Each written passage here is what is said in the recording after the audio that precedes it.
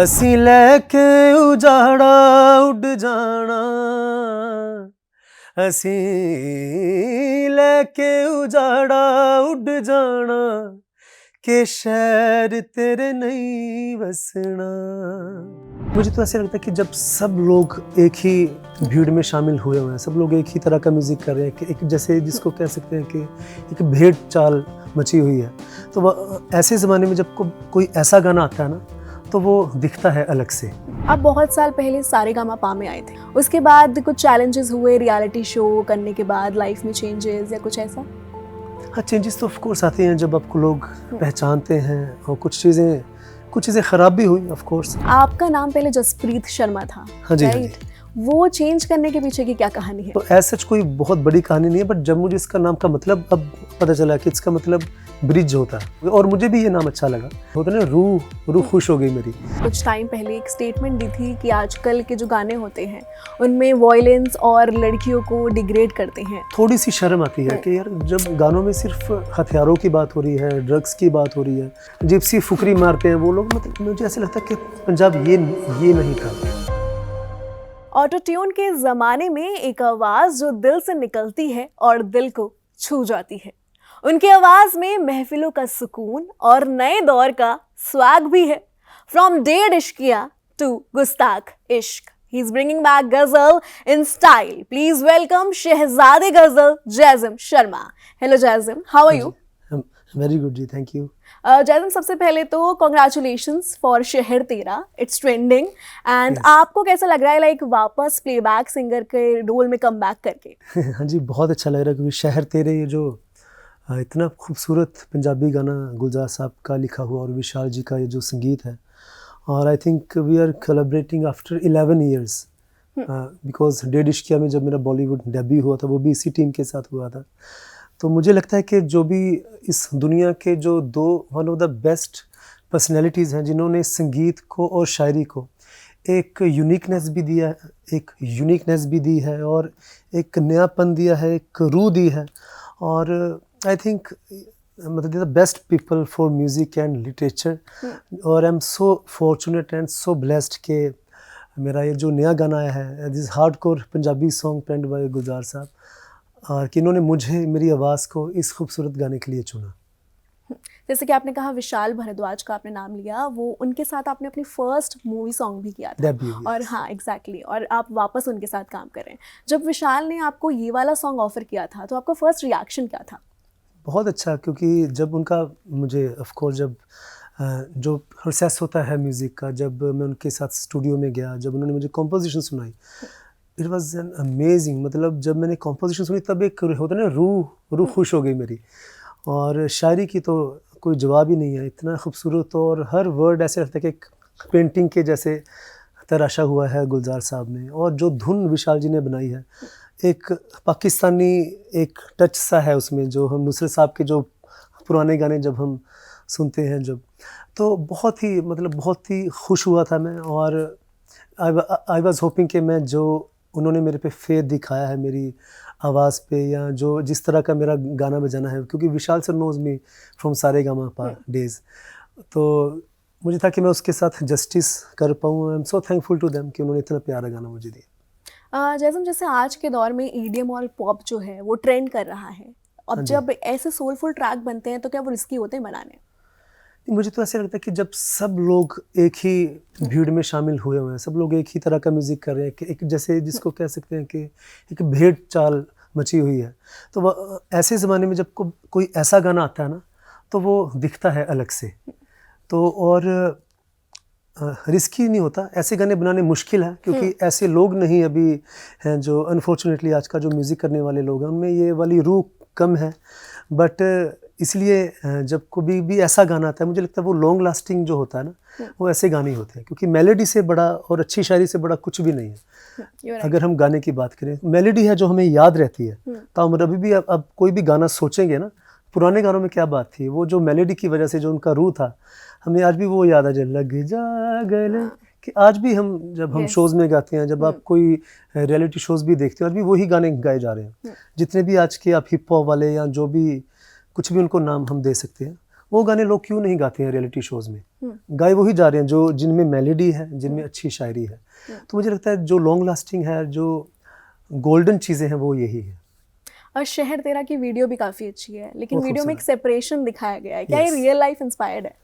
ये तो अभी डायरेक्टर साहब जो हमारे विभू पुरी साहब हैं, क्योंकि अभी तक मैंने मूवी तो देखी नहीं है और क्या सिचुएशन है, मैं खुद बड़ा क्यूरियस हूँ ये मूवी देखने के लिए।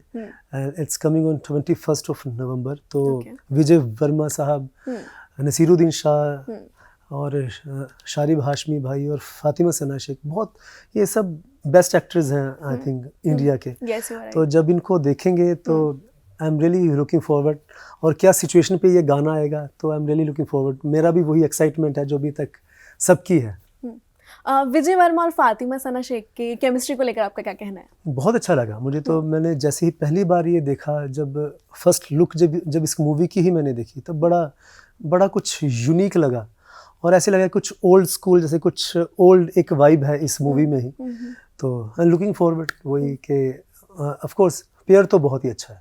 शहर तेरा की हम बात कर रहे हैं, आप स्टूडियो में भी बैठे हैं, तो क्या प्लीज आप एक दो लाइन गा सकते हैं शहर तेरा बिल्कुल की? बिल्कुल बिल्कुल। असी लैके उजाड़ा उड जाना, असी लैके उजाड़ा उड जाना, के शहर तेरे नहीं वसना। हो एक चुप लैके मर जाना है, एक चुप लैके मर जाना, के दुख तेनू नहीं दसना, के शहर तेरे नहीं वसना, के शहर तेरे नहीं वसना। वाह, क्या बात है। कल you. मैंने ये सॉन्ग सुना था और तब से मैं इस सॉन्ग को लूप पर सुन रही हूँ। Thank you so much. आप हमें ये बताइए कि जैसे गज़ल और सूफी जॉनरा जो है, आपको क्या लगता है कि बॉलीवुड में अब तो इतना नहीं आता, अब कमर्शियल सॉन्ग्स ज़्यादा चलते हैं, तो वो कैसे कम बैक कर सकता है बॉलीवुड में? नहीं, ऐसा कुछ नहीं है। बेसिकली जो गज़ल है या सूफ़ी है, ये म्यूज़िक तो नहीं है। This is a Shayari, this is a poetic form. और मुझे लगता है कि चाहे हिजरो विसाल की बातें हों, इश्क की बातें हों, रोमांस की बात है, जो जितनी खूबसूरती से वो गज़ल का ये जो फॉर्मेट है, गज़ल का जो पोइटिकल जो उसका स्ट्रक्चर है लिखने का, जब वो उसमें आता है ना, तो उसकी बात ही कुछ अलग होती है। जैसे बहरें हैं गज़ल की कुछ, जब वो उस बहर में बांध के, और उर्दू शायरी का जो उर्दू लैंग्वेज का जो इसमें मज़ा है, मुझे ये लगता है कि जब वो उर्दू में आता है तो उसका मज़ा ही कुछ अलग आता है। सूफियाना में तो चलो वो तो इश्क हकीकी की जो बातें हो गई हैं सारी, चाहे बाबा हम अमीर खुसरो की बात करें, बाबा बुल्ले शाह, शाह हुसैन, तो ये सब ये जो very rich poetry is very rich. उसको मुझे लग रहा है कि ये हमारा कल्चर का एक पार्ट है, and we are rich because of our culture. तो ये जब चीज़ें आएंगी तो ये सच ये है, मुझे यही लगता है हमेशा। बाकी चीज़ें ठीक है, एक ऊपर से चीज़ें लोग करते हैं या फिर आती हैं जाती हैं। जब ये चीज़ें आती हैं तो इसकी एक डेप्थ, इसकी रिचनेस, और ये अगर ये चीज़ें अच्छे तरीके से पेश की जाए तो इसका कोई जवाब ही नहीं है। जैसे आज के ऑटो ट्यून के ज़माने में एक आवाज़ होती है जो दिल को छू जाती है, जो आपकी है फॉर श्योर। आपको क्या लगता है कि गज़ल आज भी दिलों का ट्रेंड भी बन सकती है? बिल्कुल, मेरा तो ये मानना डेफिनेटली है कि अगर हम बेगम अख्तर साहिबा की बात करें, मेहदी हसन खान साहब, गुलाम अली खान साहब, जगजीत साहब, इन लोगों ने इतना काम किया है गज़ल में। और आज मुझे अभी भी एक वाक़या याद है, जब when I was in Saregamapa, तो एक एपिसोड में गुलाम अली खान साहब आए थे, तब मैंने उन्हीं की गज़ल उनके सामने गाई थी। तब शंकर जी ने एक बात बोली थी कि हम जो भी फ़िल्मी संगीत करते हैं, जो भी करते हैं, उसमें कितना एक ताम झाम होता है, कितने बड़े बड़े स्टार्स होते हैं, उसका बजट इतना ज़्यादा होता है, मतलब लाखों करोड़ों का उसका बजट होता है, तब कहीं जाके गाना लोगों तक आता है। तो अब सोचिए, जो हम गज़लें जो आज भी ज़िंदा हैं, मेहदी साहब की, गुलाम अली खान साहब की, जगजीत साहब की, इनमें कितनी ही गज़लों का तो कोई म्यूज़िक वीडियो भी नहीं है। सिर्फ ऑडियो के बेस पे इन लोगों ने शोज़ करके, लोगों के महफ़िलें करके, बड़े बड़े कॉन्सर्ट्स करके गज़ल को ज़िंदा किया कि आज भी हमारे दिलों में वो मतलब एक घर की हुई है वो सब चीज़ें। तो ये एक बहुत बड़ी बात है, क्योंकि आजकल अनफॉर्चुनेटली ये चीज़ें वैसे पेश नहीं हो रही हैं जैसे जो इनकी रूह के साथ अगर इंसाफ अगर किया जाए। बट मुझे लगता है कि लोग तो डेफिनेटली चाहते हैं ये सुनना, और जब कभी भी हम इसको अच्छे से प्रेजेंट करते हैं लोगों के सामने तो लोग हमेशा उसको प्यार देते हैं, और ये definitely it will come back, ये मेरा मानना है। You are right. आपके एल्बम्स जैसे प्यार बेपनाह या आपके जो अलग सिंगल्स हैं उनमें एक अलग तहजीब होती है, गज़ल Yes. के जो जज्बात के साथ मॉडर्न साउंड, ये आप कैसे बैलेंस करते हो आज के ज़माने में? हाँ, मेरी एक शुरू से ही कोशिश रही थी कि ज़माने के साथ साथ थोड़ा सा चेंज म्यूज़िकली भी किया जाए, क्योंकि मुझे अभी भी याद है आई वाज इन लंदन, तो मेरा एक शो था वहाँ पे, ये 2016 की बात है। तो मेरे एक दोस्त के घर पे मैं था, तो उसकी बेटी थी, she was just 15-16 years old. तो मैंने उसको बोला कि आप भी शो में साथ में चलो। No I don't like ghazals. Okay. मैंने बोला वाई? नहीं, आप लोग वो ओल्ड साउंड होता है, it's very harmonium and tabla, this my vibe is not match with that sound basically, और आप कपड़े भी कुर्ते ओल्ड पहनते हो, हमें कुछ अच्छा नहीं लगता। मैं कहा यार, तो तब की ना उसकी उस लड़की की बात मेरे जहन में थी। मैं कहा यार यस, शी इज़ राइट।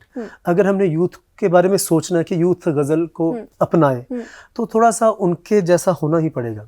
तब से मैंने फिर कोशिश किया कि एक कंटेम्प्रेरी अरेंजमेंट हो म्यूज़िक का, और जब वो चीज़ें होती हैं तब उसका एक थोड़ा सा उसकी सोल, डेफिनेटली गज़ल का जो सोल है वो नहीं मरना चाहिए। मैं उस चीज़ की एक ख़ास मेरी कोशिश रहती है हमेशा कि गज़ल का सोल ना मरे, और जितना हद तक उसको सोल को बरकरार रखते हुए उसका अरेंजमेंट किया जा सके, जितना हम कंटेम्प्रेरी उसको मॉडर्नाइज कर पाएँ। तो आई थिंक काफ़ी मतलब पिछले कह सकता हूँ मैं 7-8 साल से इस कोशिश में हूँ कि एक गज़ल की एक साउंड वैसी बने जो कि सोल और मॉडर्न दोनों का मिक्सचर रहे, जो ट्रेडिशन और मॉडर्न का। तो आई थिंक उन लोगों का बहुत प्यार मिला उसमें। बिल्कुल, आप उनमें से उन सिंगर्स में से हैं जिन्होंने अभी तक गज़ल को ज़िंदा रखा हुआ है। और आपका नाम पहले जसप्रीत शर्मा था, हाँ जी, हाँ राइट? जी। वो चेंज करने के पीछे की क्या कहानी है? ये कहानी एज सच कुछ वो बहुत कोई सीरियस कहानी नहीं है। मुझे अभी भी याद है व्हेन आई वाज इन जलंधर, क्योंकि मैं बहुत शहरों में रहा हूँ पंजाब में। बेसिकली मैं बठिंडा से हूँ, तो जब जलंधर में मैं 1 साल रहा था, वहाँ पे मेरे जो दोस्त लोग थे तो उन्होंने ऐसे ही मतलब यार तुम्हारा नाम जसप्रीत तो चलो एक पंजाबियत है इस नाम में, बट जो तुम्हारे गाने का style it's very jazzy, it's very Indian jazzy, जिसको हम कह सकते हैं कि मुश्किल। मैं पहले बड़ा मुश्किल गाता था, बहुत मुश्किल, बेडारंग उसको बोलते हैं। तो कहते आपका तुम्हारे गाने का style it's very Indian jazzy style, तो जैजी सा कुछ नाम होना चाहिए, तहजीब वाला जैजी नाम। तो ऐसी मजाक में ही रखा गया, बट उन लोगों ने सब दोस्तों ने ना उन्होंने पका के सबको इसको जैजिम बोलना है। तो आई थिंक वो तब से वो आई थिंक वो हो गया, और मुझे भी ये नाम अच्छा लगा। तो एज सच कोई बहुत बड़ी कहानी नहीं है, बट जब मुझे इसका नाम का मतलब अब पता चला कि इसका मतलब ब्रिज होता है, जैजिम का मतलब। तो आई थिंक वैसे मेरा नेचर में भी वो चीज़ आ गई है। मैं हमेशा लोगों को मिलवाने में बहुत यकीन रखता हूँ, और अच्छे लोगों को मैं मिलवाता रहता हूँ। वो चीज़ मतलब इन सिंपली वे कि मेरे नाम के साथ साथ मेरे नेचर में भी वो चीज़ आ गया। बॉलीवुड में आपका पहला गाना क्या होगा जो डेढ़ इश्किया का था? उसके बाद से अभी तक आपके करियर में क्या क्या चेंजेस आए? क्या वो एक टर्निंग पॉइंट था आपके करियर का? डेफिनेटली मेरी जो जर्नी है वो मैंने ना कभी भी ये नहीं सोचा कि मुझे मशहूर होना है या मेरे को एकदम से वो चीज़ हो जाए। मुझे है कि एक अच्छे लोगों के साथ काम किया जाए जिनका मैं फ़ैन रहा हूँ। मैं बहुत कम लोगों का फ़ैन हूँ, टू बी फ्रैंक। मैं सबका मैं फ़ैन नहीं होता जल्दी। एंड गुलजार साहब and Vishal Badal, they are one of them, कि जिनको मैं बचपन से, अगर हम बात करें मोगली सीरियल की, जंगल जंगल चली है पता चला, वो चीज़ें मेरे अंदर जज्ब की हुई हैं। वो दिल में है वो सारी चीज़ें। जब हम चप्पा चरखा चले, छोड़ आए हम वो गलियाँ की बात करें, ओमकारा का म्यूज़िक की बात करें, मतलब आप सोच के देखिए ये दो लोग जो हैं इन्होंने वर्सेटैलिटी और रूदारी और यूनिकनेस, नयापन जो है इसको कितना, मतलब देखिए वर्सेटैलिटी अगर हम बात करें, मतलब गुलजार साहब की अगर हम बात करें, तुझसे नाराज़ नहीं ज़िंदगी, दिल ढूंढता है फिर वही फुर्सत के राह, मतलब ये सब गाने से लेके बीड़ी जलाइले भी उन्होंने लिखा है ना, ओ साथी रे भी उन्होंने लिखा है, ढंटा ने भी उन्होंने लिखा है, दिल तो बच्चा है जी भी उन्होंने लिखा है, डेढ़ इश्क वाला क्या होगा, ऐसे बॉलीवुड कॉली, और अब हार्डकोर पंजाबी सॉन्ग शहर तेरे। मतलब एक इंसान देखिए कितना उसके अंदर कितना कुछ होगा, या कितना मतलब म्यूज़िकली एंड लिटरेचर के बारे में कितना मालूमात होगा, और कितने अलग-अलग वर्ड्स। लगता ही नहीं है कि एक बंदा इतने ज़्यादा काम कर सकता है शायरी में। और वैसे ही काम विशाल सर का, उन्होंने म्यूज़िक में ये सब चीज़ें दी हैं हमें। और डेढ़ इश्किया की जहाँ तक बात है, क्योंकि जैसे मैंने बताया कि when I was in Saregamapa, तो वहीं से उन्होंने मुझे स्टूडियो पे ले गए थे। जब वन ऑफ द एपिसोड्स में उन्होंने मेरा गाना पसंद किया था। और चेंजेस बस यही है कि बहुत कुछ सीखने को मिलता है। और एवरी डे अब जब मैं अपने 10 साल की बॉलीवुड प्रोफेशनल जर्नी देखता हूँ या अपने गाने की, तब मुझे हमेशा ये लगता है कि हाँ, वो और अच्छा हो सकता था, ये उसको और अच्छा कर सकते थे। जब वो चीज़ है तो इसका मतलब ठीक है हम। जब वो ऐसे कि वो जो मैंने गाया था वो बहुत अच्छा था, या अभी भी अगर वो अच्छा लग रहा होता मुझे, तो फिर मेरा रुक गया होता वो मामला। अच्छा, अगर आप अब उसमें कुछ चेंजेस करना चाहेंगे तो क्या होंगे? नहीं, चेंजेस वैसे नहीं, वो धीरे-धीरे आवाज़ का, या धीरे-धीरे एक जो रूदारी है, धीरे-धीरे कभी हरकत ज़्यादा, कब कहाँ, या हरकत कम पे भी एक तब यहाँ पे फ़ील के बारे में सोचा जा सकता था, नॉट अबाउट हरकत। वो कुछ चीज़ें उम्र के साथ ही आती हैं। हम बात करें तो विशाल भारद्वाज की, गुलजार साहब की, आज के ज़माने का कोई ऐसा राइटर है जो आपको उनकी गज़ल या उनकी शायरी की याद दिलाते? बहुत सारे अच्छे-अच्छे लोग भी हैं। मतलब आज के ज़माने के एक ज़ुबैर अली ताबिश करके हैं एक मेरे दोस्त, वो भी मुझे उनका बड़ा अच्छा लगता है। ऑफ़ कोर्स किसी का किसी के साथ कंपैरिज़न नहीं है, क्योंकि हर बंदे की एक अलग खुशबू है, ऊपर वाले ने सबको एक अलग सा वो दिया है। तहज़ीब हाफ़ी करके हैं एक, वो भी बहुत अच्छे हैं। बहुत सारे अच्छे-अच्छे शायर हैं। और अभी बट ये है कि मैं थोड़ा-सा ओल्ड स्कूल वाला हूँ इस मामले में, तो मैं ज़्यादा उनको पढ़ता हूँ, क्योंकि अगर हम वली दखनी साहब से गज़ल, उर्दू गज़ल का सफ़र शुरू हुआ है हमारे इंडिया में, तो वहाँ से लेके अगर हम मीर तक़ी मीर आए, फिर गालिब आए, फिर ज़ौक़ सौदाए दाग देहलवी, ये सब लोगों ने जितना काम किया है और जो इनकी शायरी है, वो जब पढ़ते हैं तो कुछ लगता है कि ये कुछ अलग ही लोग थे, जो इन्होंने एक्सपीरियंस किया था अपनी लाइफ में। और जो वर्ड्स, इनकी वोकैबुलरी, इनकी भाषा पे जो कमांड थी इनकी, वो कुछ अलग ही लेवल की थी। और आज के लोग जो अच्छा लिख रहे हैं वो आज के हिसाब से लिख रहे हैं ऑफ कोर्स, बट बहुत काफ़ी लोग हैं जो अच्छे हैं। जैसे मैंने आपकी कल एक रील देखी थी आमिर खान के साथ। हाँ जी। वो मुलाकात कैसी थी, और क्या आमिर खान ने भी कुछ गाया आपके साथ? बहुत वो बहुत एक प्यारा एक्सपीरियंस था। उसके लिए मैं मेरे भाई शिखर धवन साहब, मैं उनका बहुत शुक्रिया। वो उनके घर की महफिल है वो, बेसिकली। हाँ, मेरा बहुत उनसे प्यार है। एंड तो शिखर भाई का मुझे फ़ोन आया था कि आज आमिर खान जी आ रहे हैं हमारे पास, तो मैं चाहता हूँ कि आप एक महफिल का एक माहौल बनाएं उनके लिए। तो तब फिर मैं आया था, तब बहुत ही प्यार मुझे पता कि वो 6-7 घंटे तक वो महफिल चली थी हमारी। हाँ, मैंने गाया, एक और हमारे भाई हैं छोटे अली ब्रदर्स, उन्होंने गाया। तो बट आमिर खान साहब ने बहुत एंजॉय किया। उनसे मिलके एक चीज़ बड़ी अच्छी लगी कि he is very like down to earth, तो वो है ही हैं, बट वो हमारे इंडियन कल्चर से बहुत उनको प्यार है। उनको संगीत के साथ, शायरी के साथ बहुत प्यार है। तो वो एक जो चीज़ है, तो वो बहुत अच्छा एक्सपीरियंस था। आप बहुत साल पहले सारेगामापा में आए थे, आई थिंक 2012 में, या फाइनलिस्ट भी रहे थे। उसके बाद कुछ चैलेंजेस हुए रियलिटी शो करने के बाद, लाइफ में चेंजेस या कुछ ऐसा? हाँ, चेंजेस तो ऑफ कोर्स आते हैं जब आपको लोग पहचानते हैं, और कुछ चीज़ें ख़राब भी हुई ऑफ कोर्स, वो भी मैं कभी बात करूँगा उसकी, उस चीज़ की भी। बट अच्छी चीज़ ये थी कि लोगों ने पहचाना। मतलब जहाँ भी फिर जाते थे लोग जानते थे कि आप सारेगामापा में हमने सुना है। एयरपोर्ट पे लोग आपको जानते हैं, जहाँ भी आप जा रहे हो लोग आपको पहचानते हैं। वो एक पहचान मिली, और उससे भी खुशी की बात है कि गज़ल की वजह से पहचान मिली।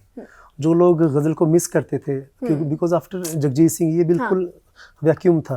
आई थिंक सारेगामापा के ज़रिए वो एक थोड़ा सा उसमें फ़र्क पता चला हमें कि लोग आज भी हैं जो गज़ल को प्यार करते हैं। क्योंकि कोई भी रियलिटी शो ने भी उसके पहले रिस्क नहीं लिया था कि किसी गज़ल सिंगर को फाइनल्स में ले गया। कितने 2-3-4 बार ऐसा हुआ, मुझे परफॉर्मर ऑफ द डे मिला, 2-3 बार मुझे मतलब सबसे ज़्यादा वोट्स पड़े। तब चैनल वाले भी हैरान होते थे कि यार गज़ल को सबसे ज़्यादा वोट आ रहे हैं, तो उसका मतलब आज भी लोग बैठे हैं जो गज़ल को पसंद करते हैं, वो चीज़ जो मिस कर रहे हैं। तब भी फिर एक, जब भी मैं आउट ऑफ इंडिया, मेरे ज़्यादातर जब मैं शोज़ करता हूँ, आई थिंक वर्ल्ड वाइड तकरीबन गज़ल की वजह से बहुत घूमा हूँ मैं। और तब मुझे थोड़ा सा और एक ज़िम्मेदारी का एहसास भी हुआ कि जब भी मैं शो ख़त्म हमारा होता था, तब जो बुजुर्ग थे, जब यूथ आता था, वो एक ही बात बोले कि बेटा तुम पे हमारी आंखें हैं, तुम प्लीज़ जिम्मेदारी के साथ इस चीज़ को निभाना, क्योंकि और कोई हमें दिख नहीं रहा इंडिया में। तो वो जो एक चीज़ थी, उसने भी मुझे एक आई थिंक एक हौसला दिया और एक पैशन दिया कि मैं गज़ल के साथ, गज़ल को अपने साथ साथ ही लेके चलूँ। और मेरा ख़ुद का भी शौक़ गज़ल का ही था और लोगों ने भी एक्सेप्ट कर लिया और गज़ल ने भी मुझे एक्सेप्ट कर लिया। तो आई थिंक ये सारी चीज़ें जब मिल गई, सब चीज़ों का एक सिंक्रोनाइज हुआ, तो आई थिंक वो बहुत अच्छी एक जर्नी रही गज़ल के साथ। जैसे मैंने कहीं पढ़ा था कि आपको पहले स्टैमरिंग प्रॉब्लम थी, वो आपने कैसे ओवरकम किया और क्या आप मैसेज देना चाहेंगे जो लोग अभी भी स्टैमर करते हैं उनको? बिल्कुल बिल्कुल, ये बड़ी अच्छी बात है, ये इस चीज़ की बात होनी चाहिए थी, क्योंकि मुझे अभी भी याद है बचपन से लेके जब कॉलेज तक या यूनिवर्सिटीज़ तक, because I did my masters in music from Bombay university, तब तक भी ना मैं कभी बाहर नहीं जाता था ज़्यादा। एक हम कह सकते हैं कि अभी भी वो शायद एक जो शाइनेस है, जो मेरा जो इंट्रोवर्ट हूँ मैं थोड़ा सा, वो भी उस चीज़ की वजह से भी अभी तक भी हूँ थोड़ा सा। क्योंकि वो क्या है ना, जब आप छोटे शहरों में होते हैं, फिर जब कहीं जाते हैं, जब आप हकलाते हैं या जब आप स्टैमर करते हैं, जब लोग मजाक उड़ाते हैं, तो एक कुछ है, एक नेगेटिविटी आपके अंदर आती है एक। तो आई थिंक वो चीज़ को ओवरकम करने में मुझे थोड़ा सा समय ज़रूर लगा। तो मैं इसी वजह से सारेगामा में भी जा नहीं रहा था। जब मेरी एक वीडियो वायरल हो गई थी गुलाम अली खान साहब के साथ, मैं अमृतसर में जब पहली बार खान साहब से मिला था, तो वो उनके तक भी आ गई थी, सारेगामा की टीम तक भी आ गई थी वो वाली वीडियो। तब मुझे जब अप्रोच किया गया इस शो के लिए, तो मैं उनको हाँ नहीं कर रहा था। मुझे था कि गा तो देंगे, लेकिन जब कुछ अगर उन्होंने कुछ पूछ लिया, कुछ बोला, फिर वो एक आपके अंदर ही अंदर एक आई थिंक एक जर्नी रहती है वो आपकी थोड़ी सी ना, वो बचपन का एक रूट कॉजेज होते हैं। बट जैसे तैसे करके मेरे दोस्तों ने मुझे मनाया, नहीं you have to go, this is the best. I think ये बहुत खूबसूरत प्लेटफॉर्म है आपको कि जो तुम गा रहे हो उसी चीज़ के लिए आपको वो बुला रहे हैं। ये नहीं कि आपको कुछ डांस वाले गाने गाने, तुम गज़लें गाते हो, यही चीज़ तुम्हें प्रेजेंट करनी है। बट आई थिंक वो जब सारेगामा जब हुआ ना, आई वॉज सो शॉक्ड कि मेरे फेसबुक पे, मेरे इंस्टा पे इतने मैसेजेस, जो लोग स्टैमर करते हैं कि थैंक यू सो मच, आपकी वजह से हमें एक नई दिशा मिली है। तो वो जो एक चीज़ थी, मैं सबसे बात करता था, सबसे, मैं उनको अपना पर्सनल नंबर भी देता था, क्योंकि मुझे पता है वो किस बंदा कैसे गुजरता है उस मेंटली उस चैलेंजेस से। बट ये था कि उस चीज़ से बड़ा एक उस चीज़ को ओवरकम मैंने फिर एक अपना माइंडसेट ऐसे किया कि ऊपर वाले ने मुझे दिया, इतना कुछ हुआ है, लाइक आई कैन सिंग, जो मतलब आप चाहे अरबोपति भी हो, अगर आपको ऊपर वाले का ये गिफ्ट नहीं मिलेगा, आप गा नहीं सकते, चाहे जितना मर्जी आप रियाज करते जाओ, उस्ताद को दिन रात अपने पास बिठा लीजिए। And I can sing and I can play instruments, I can play harmonium, piano, tabla, वो सब चीज़ें मुझे जो दी हुई हैं, जो भी मैंने गुरुओं से अपने से सीखा है।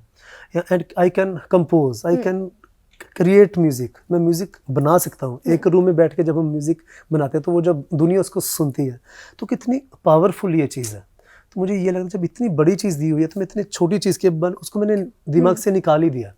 तो मैं ये आपके चैनल के ज़रिए से भी बोल रहा हूँ, जो भी लोगों को कुछ नॉट ओनली अबाउट स्टैमरिंग, किसी भी चीज़ के लिए अगर कुछ भी थोड़ा थोड़ा है ना, तो ऊपर वाले ने आपको दिया बहुत ज़्यादा होगा। मुझे ये पर्सनली लगता है कि उनको वो they are more talented than the normal people. तो उस चीज़ पे आप ध्यान अगर देंगे ना, तो आपकी ज़िंदगी ज़्यादा खूबसूरत रहेगी। जैसे कि आपने भी बताया कि आप मुंबई से आपने मास्टर्स की थी, तो आप भटिंडा से थे, उसके बाद आप मुंबई आए, तो कुछ चैलेंजेस फेस किए, कैसे आपने जैज़म शर्मा एक नाम बनाया एक बड़े शहर में? बेसिकली ये है कि मैंने इसमें कुछ भी नहीं किया। अगर मैं बोलूँ कि मैंने नाम बनाया, वो आई थिंक वो एक जर्नी रहती है, आपकी डेस्टिनी में चीज़ें लिखी होती हैं। क्योंकि जब हमारा काम है काम करना, रियाज करना, ये था मुझे ना म्यूज़िक की खोज एक मेरे अंदर शुरू से थी। Because when I was in Punjab also, तो मैं एक बठिंडा से होते हुए भी जैसे मैंने बताया कि मैं जलंधर में रहा 1 साल, फिर 1 साल मलेरकोटला में हमारे सर थे श्री अनिल भारती जी, तो 1 साल उनके घर पे रहा। मतलब मैंने BA फर्स्ट ईयर वहाँ से किया। जहाँ भी मुझे लगा ना कि पंजाब में म्यूज़िक है, वहाँ पे मैं रहा, वहाँ पे म्यूज़िक को अपनाया, वहाँ के लोगों से मिला, उस्तादों से मिला, सबसे सीखा।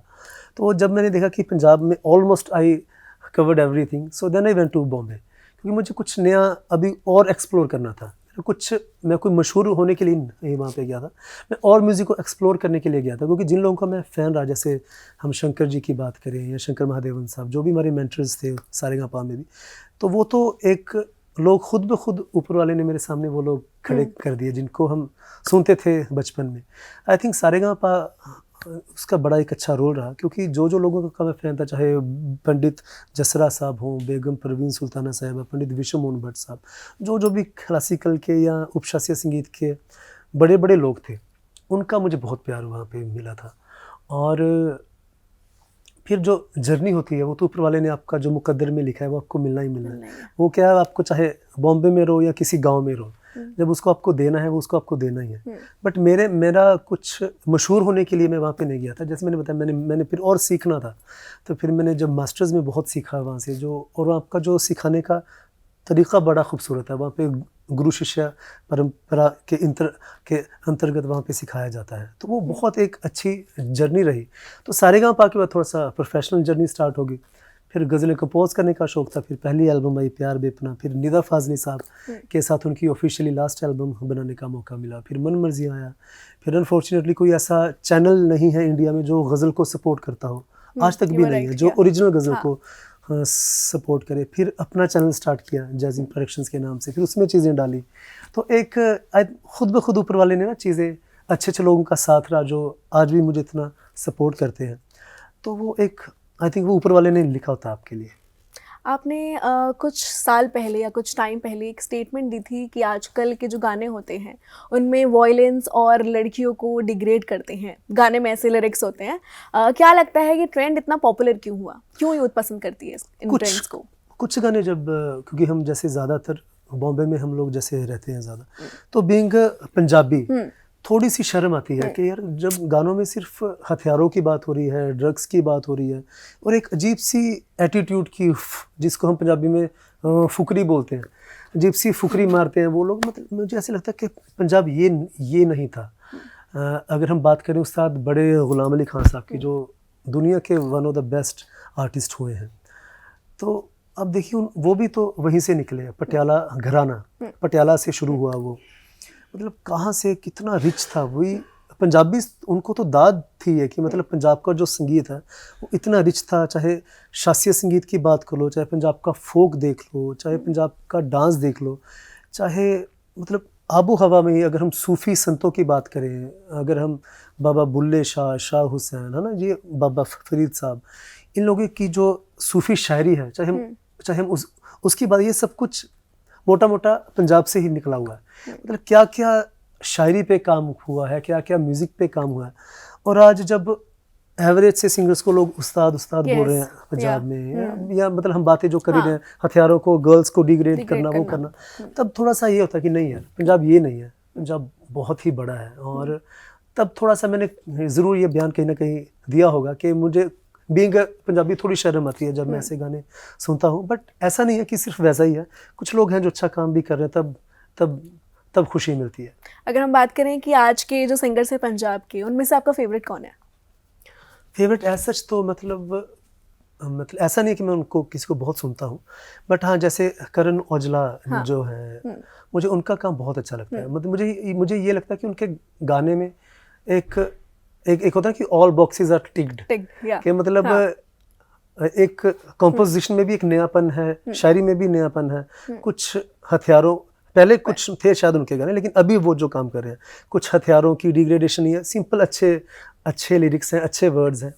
तो आई थिंक ही इज़ जो नए लोगों में से आई थिंक वो मुझे अच्छे लगते हैं, जो सिर्फ प्यार मोहब्बत के गाने बनाते हैं। एक मतलब है, एक कुछ नयापन के साथ साथ एक वाइब है, एक एक्सपेरिमेंटल है म्यूजिक में। जैसे गज़ल सिंगर्स के लिए दिलों में रिस्पेक्ट तो हमेशा रहती है, लेकिन फिर भी ऐसा क्यों देखने को मिलता है कि जब गज़ल देखने जाएं तो वहाँ पर महफिल में लोग कम होते हैं, लेकिन ईडीएम देख के, कॉन्सर्ट्स देखे तो वहाँ भीड़ लगी होती है? नहीं, बट ये चीज़ आज की नहीं है, ये चीज़ शुरू से ही है। आप ये देखिए, क्योंकि गज़ल सुनने के लिए ना, मैं इसलिए हमेशा गज़ल सिंगर के ज़्यादा ना, मैं गज़ल की ऑडियंस को ज़्यादा बड़ा मानता हूँ। क्योंकि ऑडियंस को देखो आप, जो भी गज़ल सिंगर है उसका बैकग्राउंड शास्त्रीय संगीत का होना चाहिए, तभी वो गज़ल गा पाएगा, वरना उसको शेर व शायरी की नॉलेज होनी चाहिए। जब ये दोनों चीज़ें मिलती हैं अब जैसे गज़ल का एक फॉर्मेट है जो मेहंदी साहब ने, परफॉर्मेंस का जो स्ट्रक्चर है जैसे हारमोनियम के साथ, वो एक जो चीज़ें जब सारी मिलती हैं, then anyone can sing ghazals, only then. But अगर हम वो बात करें कि सुनने वालों की, आप देखिए उनको भी वैसा माइंड उतना होना चाहिए, उनको भी रागदारी की नॉलेज होनी चाहिए, उनको भी शेर व शायरी पढ़े, तभी वो आपको अप्रिशिएट कर पाएंगे, तभी वो अप्रिशिएट भी कर पाएंगे, तभी वो उनको समझ में भी आएगा। तो ऐसे लोग तो ऑफ कोर्स हमेशा कम ही रहेंगे ना, जिनका एक मयारी सुनकार जो है। तो वो तो आई थिंक शुरू से ही है, क्योंकि वो जो आम लोग हैं जो बेचारे शास्त्रीय संगीत नहीं सुना, नहीं सीखा हुआ, जो शेर व शायरी नहीं पढ़ी, लैंग्वेज नहीं है, वो नहीं है, तो वो तो आमूमन तो आम लोग तो सब ऐसे ही होते हैं। तो इसलिए जब हम कभी जब हमें कोई असली सुनकार मिलते हैं, जब वो अच्छे से दाद देते हैं, तो आई थिंक जो आर्टिस्ट को वो जो सुकून मिलता है उनको देखे कि चलो यार थैंक यू, आप भी हैं। तो आई थिंक ऐसा नहीं है कि नहीं है, बट है, बट कम ये शुरू से ही है। गुलाम अली साहब को आपने अपना गुरु माना है, उनकी कही हुई कोई ऐसी बात जो आप हमेशा अपनी हर परफॉर्मेंस में डेली याद रखते हैं? नहीं, गुलाम अली खान साहब के साथ तो मैं मतलब वो तो जगत गुरु हैं, जो भी लोग मुझे लगता है गा रहे हैं, मेहदी हसन साहब, गुलाम अली खान साहब, जगजीत साहब, ये 3 लोग हैं जिनका बहुत ही बड़ी देन है गज़ल सिंगर्स को। एंड मैं थोड़ा सा ज़्यादा लकी अपने को इसलिए मानता हूँ कि मुझे इनके साथ समय बिताने का भी मौका मिला है, कि चाहे दुबई में भी मुझे उनके साथ स्टेज शेयर करने का मौका मिला, लंदन में मिले, फिर अभी लास्ट ईयर हम ऑस्ट्रेलिया में भी मिले। उनकी वो क्या होता है ना, ये जो बड़े लोग होते हैं इनकी बातों में ही सब कुछ छिपा हुआ होता है, कुछ आपको ऐसी बात ये बोल देते हैं वो जो आपके घर कर जाती है कोई ऐसी बात। मुझे खान साहब की बात अभी भी याद है, उन्होंने मुझे एक चीज़ बोली, कहते आर्टिस्ट की जो प्रॉपर्टी है ना, आपकी ऑडियंस को कुछ लेना देना नहीं है आपसे कि आपके पास कितनी गाड़ी हैं, कितने घर हैं, कितने बंगले हैं, क्या है। आर्टिस्ट की प्रॉपर्टी उसका म्यूज़िक होता है, एक सिंगर की। तो जब भी आप लोग यहाँ से जाएंगे तो आप म्यूज़िकली दुनिया को क्या देखे जा रहे हैं, उस सोच के साथ अगर आप अपना जीवन जिएंगे, तभी आर्टिस्ट के जीवन का मज़ा है।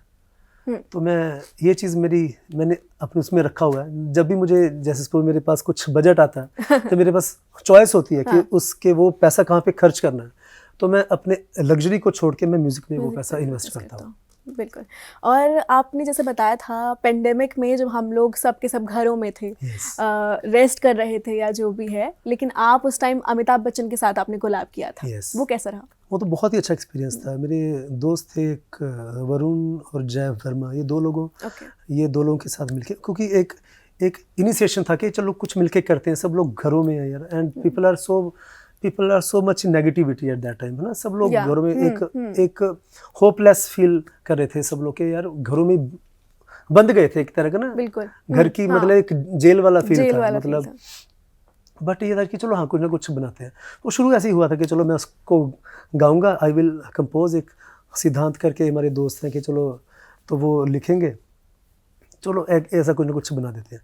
तो फिर ऋचा अनिरुद्ध जी हैं, तो उनके ज़रिए वो गाना हमने बच्चन साहब को भेजा, तो बच्चन साहब को अच्छा लगा एंड वो बोले चलो मैं इसमें आता हूँ। तब उन्होंने कितना खूबसूरत उसमें रिसाइट किया है उस गाने में, गुजर जाएगा। तो फिर मेरे थोड़ा सा लालच बढ़ गया, यार बच्चन साहब आ गया तो थोड़ा सा और जो मेरे फेवरेट आर्टिस्ट हैं उनको मैं अप्रोच करता हूँ। फिर सो थैंकफुल टू सोनू निगम साहब, श्रेया घोषाल जी, शान भाई, जितने भी आई थिंक इंडिया के टॉप आर्टिस्ट हैं, सब ने उसमें गाया। फिर बीइंग अ पंजाबी एंड में एक पंजाबी पोर्शन मैंने उस पर रखा, तो जो पंजाब के सूफी आर्टिस्ट हैं जैसे जस्सी भाई हैं हमारे, मेरा बहुत उनसे प्यार है, मुझे बड़ा अच्छा लगता है उनका गाना। और हंसराज हंस जी हैं, ज्योति नूरा है, ऋचा शर्मा दीदी हैं, कैलाश खेर, उनके लिए एक एंड में एक सूफी पार्ट मैंने बनाया था। बहुत सारे मतलब 50 सिंगर्स थे उस गाने में और 35 पर्सनैलिटीज़ थी जिन्होंने फीचर किया था उस गाने में। I think that was the best anthem of hope. ये मुझे ये था कि ये सिर्फ पेंडेमिक तक सीमित ना रहे, जब भी बंदा नेगेटिव हो वो मतलब उसका मेन सारी ये था, ये वक्त ही तो है, गुजर जाएगा उसका नाम था। बट ये हाँ, वो एक बड़ा एक प्यारा एक्सपीरियंस था। और सब लोग कोई किसी से नहीं मिला, सब लोग अपने घरों में थे। जो भी सिंगर्स थे सब ने फ़ोन पे गा के अपनी रिकॉर्डिंग्स भेजी थी, उनको मैं बताता था आपको इतना गाना है, आपको इतना गाना है, सब ने फ़ोन पे गा के भेजी। And thankful to all the technicians हमारे, जो मिक्स किया था आफ्ताब भाई, शिशिर जिसने म्यूज़िक प्रोड्यूस वो किया था। और वो उसमें मुझे बड़ा टाइम लगा था उसको सब वाजे सेट करने में, वो करने में, but it really came out very nice and happy कि मैं उस प्रोजेक्ट का मैं पार्ट बना और बहुत खूबसूरती से वो चीज़ मार्केट में आई। फर्स्ट क्वेश्चन इज, म्यूजिशियन नहीं होते तो क्या होते? जिंदगी कह सकते हैं कि बेरस होती, अच्छा, रस नहीं होता। ओके। और आपका फेवरेट क्लासिक गजल कौन सी है? रंजिशे सही दिल ही दुखाने के लिए आ रंजिश, ये मेरी फेवरेट है। क्या बात है। किस सिंगर के साथ आप कोलैबोरेट करना चाहोगे? कि सिंगर के साथ ये बड़ा मुश्किल है क्योंकि बहुत सारे फेवरेट हैं ऐसे तो बॉलीवुड, बट आज के दौर में अरिजीत सिंह के साथ। Arijit Singh, good choice. अगर आपको कोई फिल्म करने का मौका मिले एज एन एक्टर तो तो आप एक रोमांटिक सिंगर का रोल प्ले करोगे या फिर एक दर्द भरे आशिक का?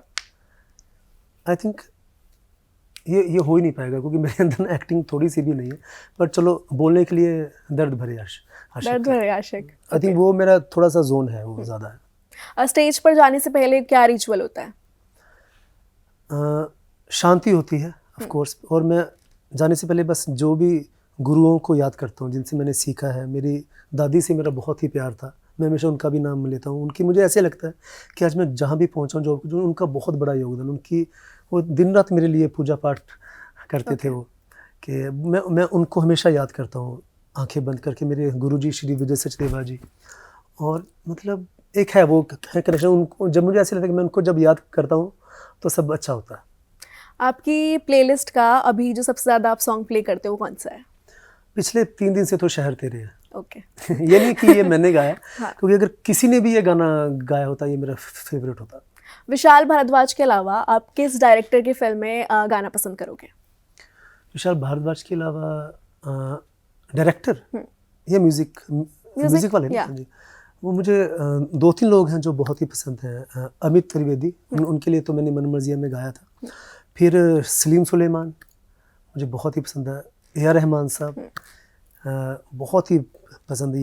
ये जो सलीम सुलेमान, ए.आर. रहमान, प्रीतम जी के साथ मेरी बहुत ही इच्छा कि हालांकि एक प्रोजेक्ट में मैंने उनके साथ किया था बट इनडायरेक्टली था, वो उनके सरपरस्ती में था वो प्रोजेक्ट। मेरा और शिल्पा राव का एक था गाना, बट हाँ मेरा बहुत मन है कि उनके साथ मैं ज़रूर कोलैबोरेट करूँ। जैसे मैं आपको सारेगामापा में शहजादे गज़ल का टैग मिला था, ये टैग क्या आपको कभी ऐसे प्रेशराइज्ड फील करता है कि आपको यूथ के लिए रीइन्वेंट भी करनी है गज़ल्स और कुछ ऐसा? हाँ, प्रेशराइज मतलब एक जिम्मेदारी का एहसास है ऑफ कोर्स, क्योंकि अगर प्रेशर में रहेंगे तो चीज़ें नहीं हो पाती वैसे, तो इसको मैं इस चीज़ का मज़ा ही लेता हूँ क्योंकि मेरी जो सराउंडिंग्स बहुत अच्छी हैं। मैं इस चीज़ में बहुत ही लकी हूँ कि जो बड़े बड़े शायर हैं या जो बड़े बड़े जो संगीत के ज्ञाता लोग हैं, मैं सिर्फ उन्हीं से ही मिलता हूँ। मैं कभी भी जैसे जो जिनसे मुझे कुछ ना कुछ सीखने को मिले, और फ़रज़ शहज़ाद साहब जो बहुत ही बड़े शायर हैं, तो मेरा मतलब उनसे बहुत प्यारे, मतलब मेहदी हसन साहब ने उनको इतना गाया है, जो उनकी बेस्ट गज़ल है वो उनकी लिखी हुई है।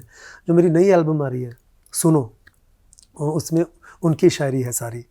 और हमारे राज कपूर अंकल हैं, मेरे सर श्री सुनील सेठ सर हैं, और जिनसे मुझे सीखने को मिलता रहता है हमेशा। मैं उन्हीं के जब इर्द गिर्द होता हूँ तो वो अपने आप ही चीज़ें अच्छी बनती हैं। आई कंपोज, मैं उनको सुनाता हूँ, फिर वो ठीक करते हैं। फ़र्ज जब भी कुछ बोलने पे लगता है, कुछ डिक्शन में तलफ़ुज़ का कुछ ठीक करना है या कोई उर्दू का वर्ड समझ में नहीं आ रहा, तो सीधा फ़र्ज साहब को फ़ोन करता हूँ। तो वो जो है ना मतलब एक अच्छा सराउंडिंग है आपका, तब चीज़ें अपने आप होती हैं। जैसे मैं आपके लिए सक्सेस का क्या मतलब है? व्यूज़ होते हैं या फिर वहाँ उस्ताद ही आपके लिए एक सक्सेस वाला टर्म? प्रोग्रेस, आई थिंक मुझे लगता है जब if you progress musically, mentally, physically, वही आपकी सक्सेस है। मुझे लगता है स्टार जो होता है ना, वो बॉर्न, एवरीबडी जो भी स्टार है वो बॉर्न स्टार होते हैं। पॉलिश किया जा सकता है, लेकिन वो जो, and I believe in natural thing, I don't believe in created things. अभी आज का जो ज़माना है मार्केटिंग वाला ना, लोग अपनी परसेप्शन क्रिएट कर रहे हैं कि ये है, अभी ऐसे करो, मैं ये हूँ, मैं पंजाब का वो हूँ, मैं इसका वो, अपना एक लेके ना, वो उसमें नेचुरलिटी नहीं है। नेचुरल जो चीज़ है ना, मतलब आप जो आपकी शख्सियत है वो दिख जाती है। एक आप बनते हो वो जो आप नहीं हो, Yes. आज की डेट में परसेप्शन बनाई जा रही है कि मैं ये हूँ मैं वो हूँ, बट वो जब नेचुरली नहीं है ना आपके अंदर, तो उस चीज़ का मज़ा नहीं है। तो फेक नहीं कर सकते। हाँ, तो सक्सेस का मतलब आपका जो नेचुरल रह के अगर आपकी प्रोग्रेस हो रही है ना, तो वही सक्सेस है। अगर हम आपसे पूछें कि आपका खुद का फेवरेट सॉन्ग जो आपका खुद का है। अच्छा, मेरी कंपोजिशन आजकल एक गज़ल है जो मैंने 4G2 एक सीरीज़ आई है, वेब सीरीज़ है, उसमें अहमद फराज साहब की एक गज़ल बनाई है मैंने, और बहुत बहुत प्यारी वो गज़ल है। उसकी शायरी बड़ी अच्छी है, जो उसका मतलब है कि शायद इससे पहले के बेवफा हो जाए, इससे पहले के बेवफा हो जाए, क्यों ना ऐ दोस्त हम जुदा हो जाए, इससे पहले। क्या बात है, it's an honour to hear you live. और इसका जो मक्ता है वो मेरा बहुत पसंदीदा शेर है। आज के दौर में बिल्कुल मौजू है ये शेर कि बंदगी हमने छोड़ दी है फराज, बंदगी हमने छोड़ दी है फराज, क्या करें लोग जब खुदा हो जाए। क्या बात है। तो ये बहुत प्यारी है गज़ल है, अगर आपने नहीं सुनी तो ज़रूर सुनिएगा। यस। जाते जाते जैसम, आप अपने यूथ को और अपने यंगर सेल्फ को क्या मैसेज देना चाहोगे?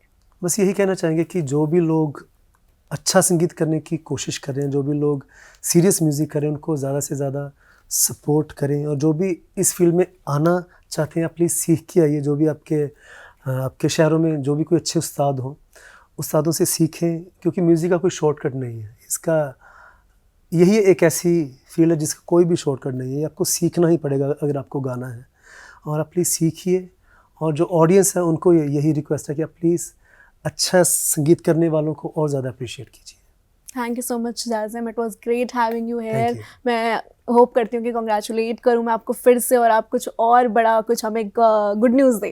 Thank you so much. एक गुड न्यूज़ और मैं जाते जाते देखे जाना चाहता हूँ। एक साउथ इंडियन एक मूवी है, तेलुगु मूवी एक आ रही है, उसका म्यूज़िक मैंने दिया है। So it's first time coming in the history of Indian cinema कि तेलुगु मूवी में उर्दू की गज़ल आ रही है। तो वो एक बड़ी चीज़ है, आएगी तभी फिर एक हम सेशन करेंगे। For sure. Thank you so much. So ये थे हमारे साथ किंग ऑफ गजल्स जैज़म शर्मा। ऐसे ही कंटेंट के लिए देखते रहिए इंडिया टीवी।